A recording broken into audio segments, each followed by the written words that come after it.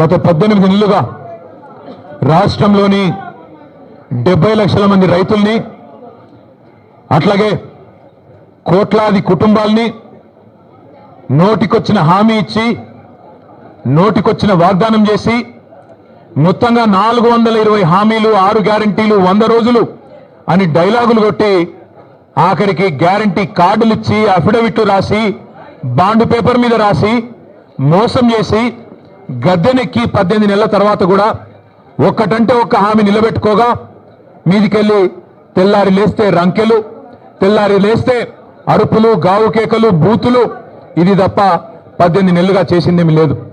కానీ basic knowledge లేని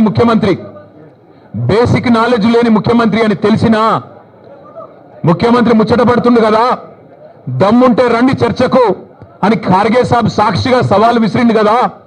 కేసీఆర్ వస్తాడా, కేటీఆర్ వస్తాడా, ఎవరు వస్తారో రండి అని తొడగొట్టిండు కదా. వస్తాడేమో అనుకొని ఇక బేసిక్ నాలెడ్జ్ లేదు కాబట్టి ఓ 72 గంటల టైం తీసుకో, ప్రిపేర్ అయ్యి రా, నువ్వు ఎక్కడికి రమ్మంటే అక్కడికి వస్తాం.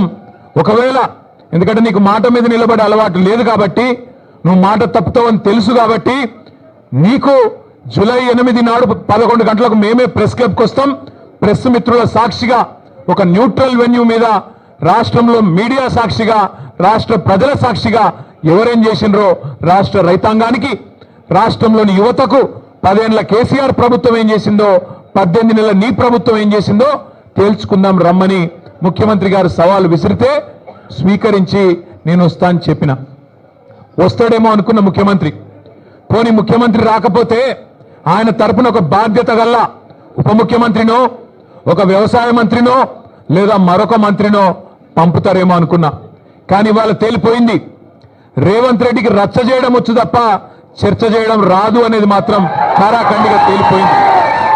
రేవంత్ రెడ్డికి బూతులు మాట్లాడడం వస్తుంది తప్ప రైతుల గురించి మాట్లాడడం మాత్రం రాదు అనేది స్పష్టంగా తేలిపోయింది. ఇవాళ బేసిక్ నాలెడ్జ్ లేని ముఖ్యమంత్రి, ఆయన ఇరిగేషన్ అధికారుల సమావేశంలో తాను ముఖ్యమంత్రి అనేది కూడా మర్చిపోయి ఏ ప్రాజెక్టు ఏ నదీ బేసిన్ లో ఉంది అని ఒక చిన్నపిల్లగాడు అడిగినట్టు అడుగుతుంటే, ఈయననా మన ముఖ్యమంత్రి అని చెప్పి, ఈయననా మనకు న్యాయం చేసేదని చెప్పి రాష్ట్రంలోని రైతులు ఇవాళ బాధపడే పరిస్థితి. వాస్తవం ఒకటి మాత్రం, నీళ్లు, నిధులు, నియామకాలు, ఇది ఆనాడు కేసీఆర్ గారు, తెలంగాణ ఉద్యమకారులు జయశంకర్ గారు, ఇంకా తెలంగాణ బిడ్డలు ఆనాడు తెలంగాణ ఉద్యమానికి ఇచ్చిన శీర్షిక నీళ్లు, నిధులు, నియామకాలు. ఇవాళ రేవంత్ రెడ్డి గారు కూడా అదే పాటిస్తున్నారు. నీళ్లు, నిధులు, నియామకాలు. నీళ్ళేమో ఆయన గురువు గారు చంద్రబాబు గారికి కృష్ణా నీళ్లను, గోదావరి నీళ్లను